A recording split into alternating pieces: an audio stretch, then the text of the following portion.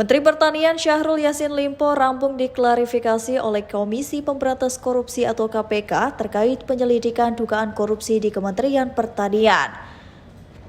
Dari pantauan Tribun News, Syahrul Yassin Limpo ini menyelesaikan permintaan keterangan pada pukul 1 siang. Itu artinya Menteri asal Partai Nasdem itu telah diklarifikasi KPK selama 3,5 jam apabila dihitung dari ia masuk ke gedung KPK pada pukul 9 pagi. Dengan penuh pengawalan dari para ajudannya, Syahrul Yassin Limpo memberikan penjelasan. Diketahui hari ini memang merupakan panggilan ketiga bagi Syahrul Yassin Limpo. KPK telah memanggil Syahrul untuk pertama kalinya pada Selasa 6 Juni 2023. Namun ia mengirimkan surat balasan meminta penjadwalan ulang pada Jumat 9 Juni 2023.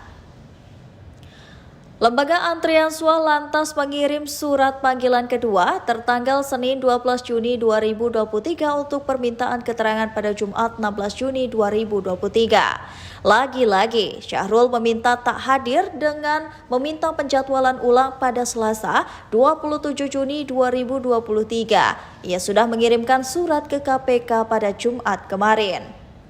Ketika ditanya apa saja yang didalami oleh tim KPK, Syahrul Yassin Limpo menjawab diplomatis. Ia hanya menyebutkan KPK sudah bekerja sesuai standar operasional prosedur atau SOP. Berkali-kali Syahrul diberondong pertanyaan oleh awak media, tak satu pun ada yang terjawab. Pertanyaan-pertanyaan seperti apakah yang ada aliran uang kepada dirinya dan Partai Nasdem sehingga siap menjadi tersangka, tak ada yang dijawab oleh Syahrul Yassin Limpo. Syahrul Yassin Limpo terus berjalan menuju mobil Toyota Alphard berplat nomor polisi B1021 RFW yang menunggunya. Ia lalu meninggalkan gedung KPK.